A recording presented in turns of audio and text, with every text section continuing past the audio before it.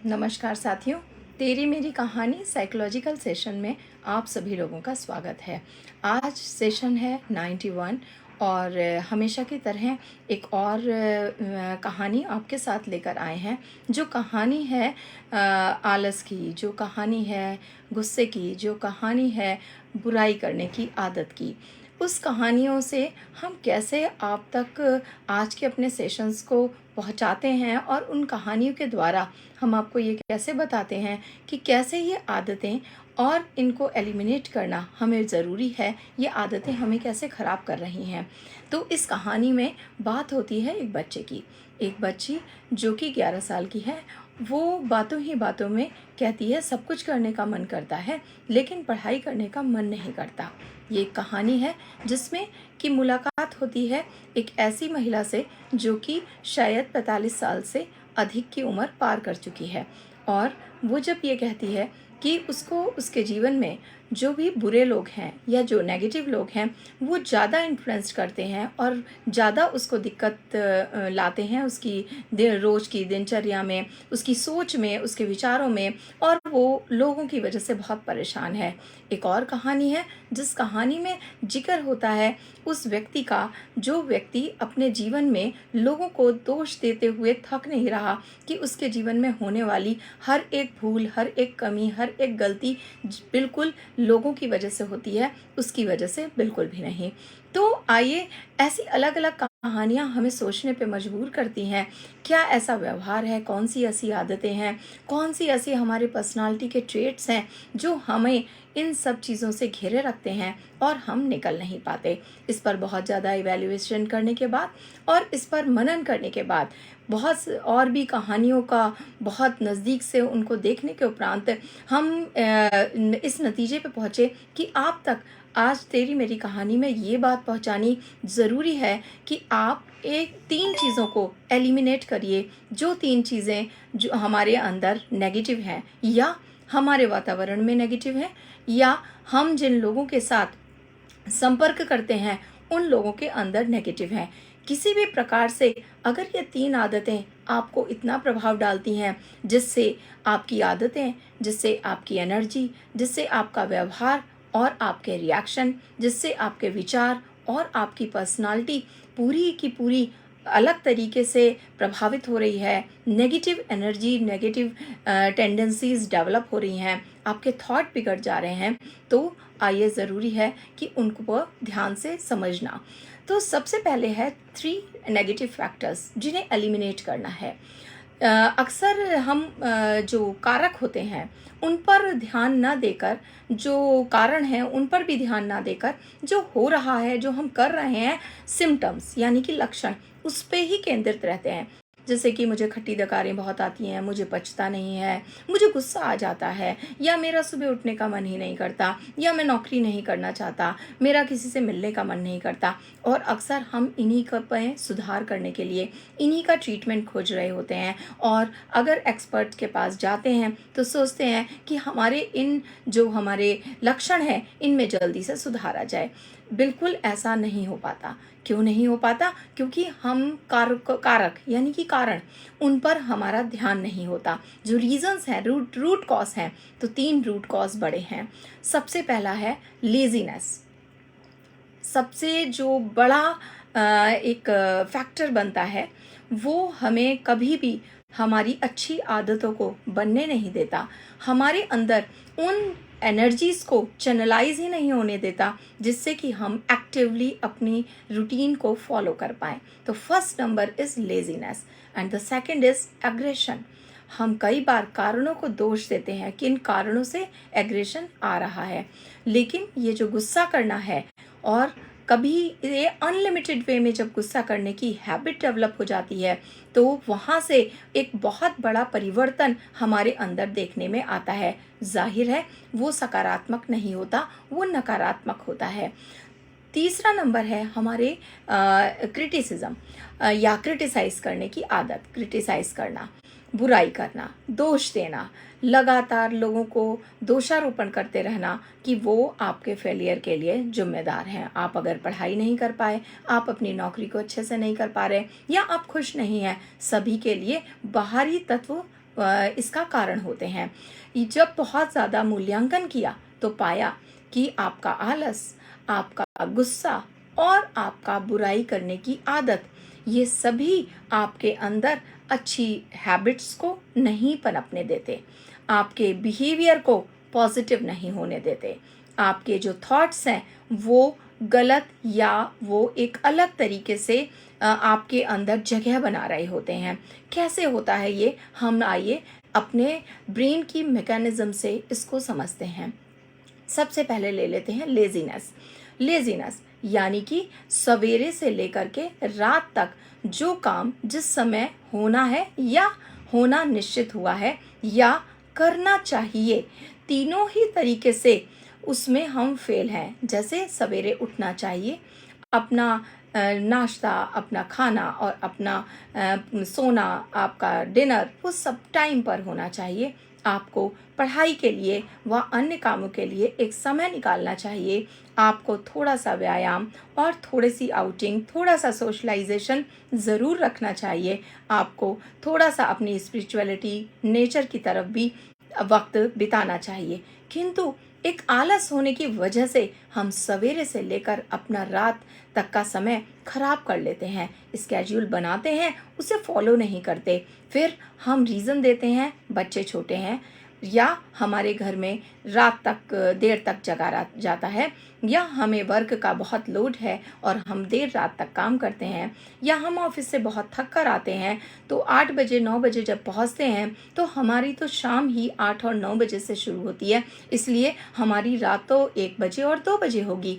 इस तरीके की जो हमारा लेज़ीनेस है, उस तरफ जो हमारा एक नॉर्मल स्केड्यूल होना चाहिए जिसे हम फॉलो करें, हम इसको कभी फॉलो नहीं करते। कई बार हम जिन कारणों को इसके लिए जिम्मेदार ठहरा रहे हैं, दरअसल वो कारण इतने बड़े या इतने ताकतवर कभी नहीं होते जितना ताकतवर आपका आलस होता है। आप आलस करते हैं सवेरे नहीं उठने में, अपने काम को समय पे नहीं करने पर। एक वो समय जो प्रिस्क्राइब्ड है, जो बताया गया है कि सवेरे आप टाइम से उठ जाएं, बिस्तर को छोड़ें। 9-9, 10-10, 11, 12 बजे तक बिस्तर में पड़े रहना, बच्चों का, बड़ों का और बुजुर्गों का, सभी आपको एक इस तरह की दिशा निर्धारित करता है जहां से आप अपनी हैबिट्स और एनर्जी एनर्जी को पूरे दिन में चैनलाइज नहीं कर पाते। दोष देने के लिए ये पूरा जीवन आपका छोटा पड़ जाता है, लेकिन सुधार करने के लिए वो एक क्षण आप अपने जीवन में कभी नहीं लाते। तो ज़रूरत है कि आप अपनी इस लेज़ीनेस को पहचानें और इस बाकी चीज़ों को दोष देने की जगह अपने आलस से बाहर निकलें। सेकंड चीज़, आपका एग्रेशन। आपके पास जो नहीं है और आप जो चाह रहे हैं उसे नहीं कर पा रहे, या किसी अन्य व्यक्ति को जब आप परिवर्तित करना चाह रहे हैं तो आप उसे बदल नहीं पा रहे, या आपकी जो चीज़ें हैं, परिस्थितियां हैं, वो आपके अकॉर्डिंग नहीं हो पा रही हैं। तो अब इन सभी चीज़ों में आपको जहाँ ताकत लगानी है, आप वहाँ ताकत ना लगाकर आप अपने बिहेवियर के रिएक्शन में ताकत लगाते हैं, जैसे कि गुस्से का आना। कई बार ये गुस्से का थोड़ा सा आना ज़रूरी होता है, कई बार ये आता है और तुरंत चला जाता है, यानी कि संतुलित है। किंतु अगर ये बार बार पर आता है, ये बार बार आता है, ये हर दिन में 10 बार आता है और बहुत सारा समय आपका वेस्ट करता है, आप खाना छोड़ देते हैं, बात करना छोड़ देते हैं, बाहर निकलना छोड़ देते हैं, अपनी आगे की पूरी दिनचर्या को बिगाड़ देते हैं। अगर आप घूमने जा रहे थे तो आप प्लान कैंसिल कर देते हैं, अगर आप पढ़ने जा रहे थे तो आप चादर तान कर सो जाते हैं। तो एग्रेशन से आप इस तरीके के अपने बिहेवियर को और उनके रिएक्शन को आगे इन्फ्लुएंस करते हैं, या उनका एग्रेशन का इम्पैक्ट आपके बिहेवियर और आपके रिएक्शन पर पड़ने लगता है। हम अक्सर यहाँ पर भी कारणों को दोष देते हैं कि उन्होंने हमारे से खराब बात करी इसलिए हमको गुस्सा आया, या ये हमसे बार बार एक ही बात कहती हैं इसलिए हमें गुस्सा आता है, या बार बार मुझे एक ही बात का ताना दिया जाता है, या मेरे जीवन में बहुत सारे चैलेंजेस हैं, मैं बहुत परेशान रहता हूँ इसलिए मुझे छोटी छोटी बातों पे गुस्सा आता है। तो ये जो आलस और आलस के बाद गुस्सा, ये आपको ख़राब कर रहा है, ये फैक्टर आपको अपने अंदर से हटाना होगा, एलिमिनेट करना होगा, कारणों पे नहीं। जिस वजह से ये रिएक्शन और गुस्सा आ रहा है, आप उसे कभी बदल पाएँ या ना बदल पाएँ, आपको गुस्सा ही ना आए, आपको इसी पर प्रयास करना है। आप कोई चीज़ें आपके अकॉर्डिंग हों या ना हो, पर आपको गुस्सा बिल्कुल ना आए, ये आपकी सबसे बड़ी जीत होगी। अब आते हैं तीसरा एलिमेंट, तीसरा फैक्टर है विचार, यानी कि आपका ऐसा विचार जिसमें आपको लगता है कि किसी की बुराई करना या जो कारक या जो कारण रूट कॉज आपकी चीज़ों को खराब कर रहे हैं, उनके बारे में चर्चा करना, उनकी बुराई करना, उन्हें लगातार कहते रहना, शेयर करते रहना या उन पर एक लंबे समय तक कनेक्टेड रहना, ये सभी कुछ आता है क्रिटिसाइज करने पर। आप क्रिटिसाइज करने की हैबिट में बंध जाते हैं। धीरे धीरे आपका फोकस भी उसी एरिया पर केंद्रित हो जाता है। जब आपका फोकस सेंट्रलाइज हो जाता है नेगेटिव पर, तो आप सिर्फ नेगेटिव ही सोचते हैं, नेगेटिव ही करते हैं और आपकी पर्सनालिटी ट्रेट में एक बुराई करने की हैबिट इतनी आसानी से पनपने लगती है, या ये कहिए कि आपके पर्सनालिटी ट्रेट का एक बड़ा हिस्सा वो बुराई करने की आदत बन जाती है। आप कमियां देखने लगते हैं दूसरों में। कई बार आप अपने अंदर भी कमियां देखते हैं, अपनी ही बुराई कर रहे होते हैं और आप सोच रहे होते हैं कि शायद ऐसा करके आप अपने आप को संतुष्ट कर लेंगे, या आप ऐसा करके एक्नॉलेज करके कि मुझे गुस्सा ज़्यादा आता है, मैं चिड़चिड़ा हूँ, मेरा कॉन्फिडेंस लो है, इस तरीके की बुराइयों को अपनी करके दूसरों के साथ और कई बार अपने ही मन में आप उससे ग्रस्त हो जाते हैं। तो ये जो 3 फैक्टर्स हैं, आलस, गुस्सा और बुराई करने की आदत, ये आपको हमेशा सेल्फ से दूर ले जाता है, पॉजिटिविटी से दूर ले जाता है और नेगेटिविटी के करीब आ जाते हैं। अब हम ये समझते हैं कि कैसे एक लेजीनेस, जैसे गुस्सा और क्रिटिसाइज करने की हैबिट, ये हमारी फैक्टर्स जो हैं वो कैसे इम्पैक्ट डालते हैं।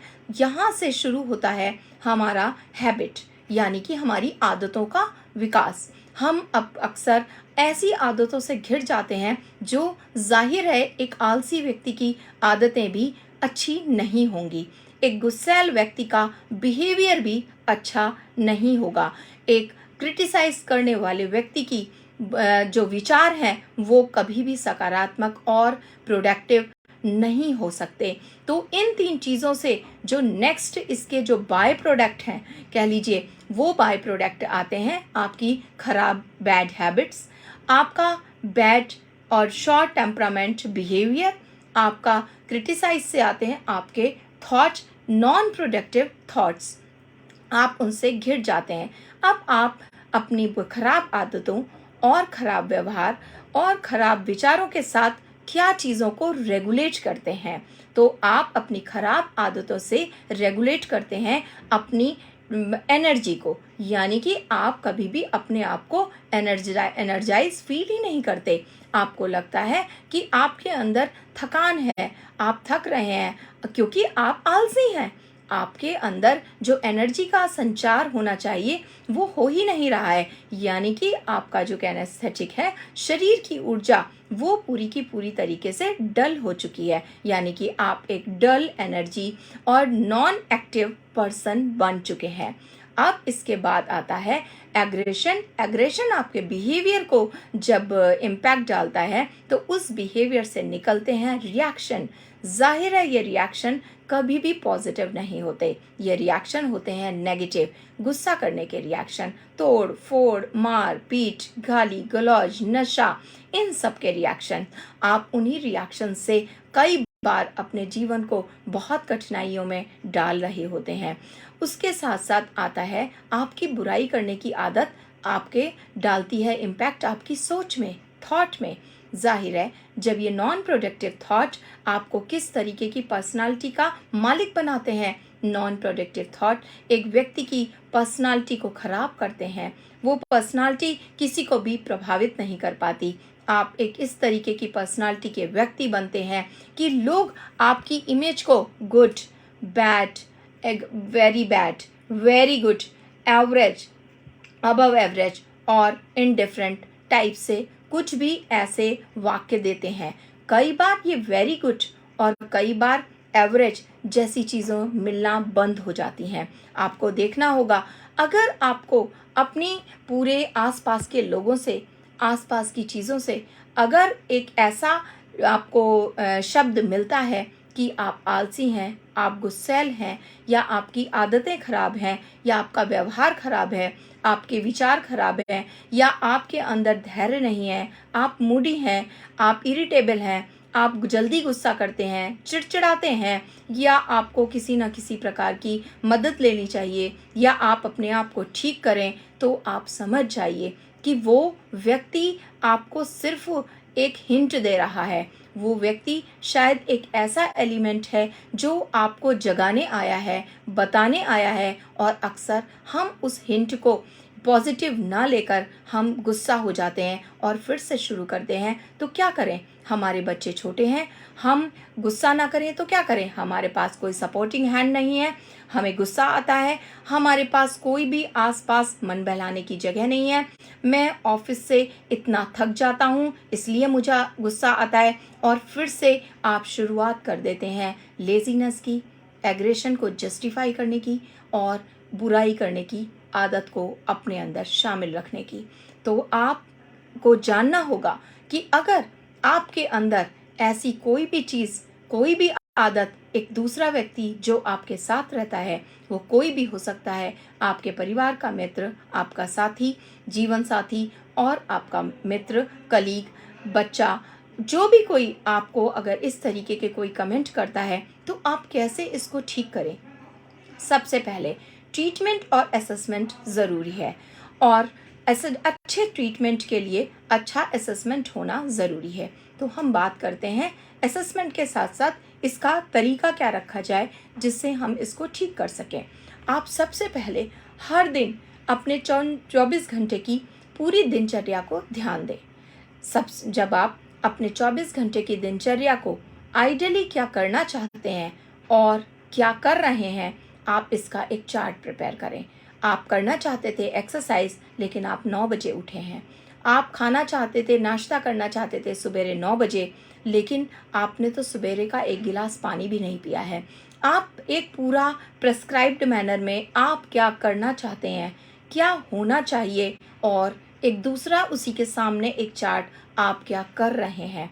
आपको वहीं से पूरा जो आपके स्केड्यूल का डिस्ट्रीब्यूशन है, आपका जो कनेक्शन है लोगों के साथ, आपका जो वे है बिहेव करने का और कंटेंट है बात करने के, आप सबको एक 24 घंटे में इवैल्यूएट कीजिए और असेसमेंट कीजिए। ऐसे जैसे कि कोई कैमरा आपको पूरा नोट कर रहा हो और आपकी रिकॉर्डिंग कर रहा हो।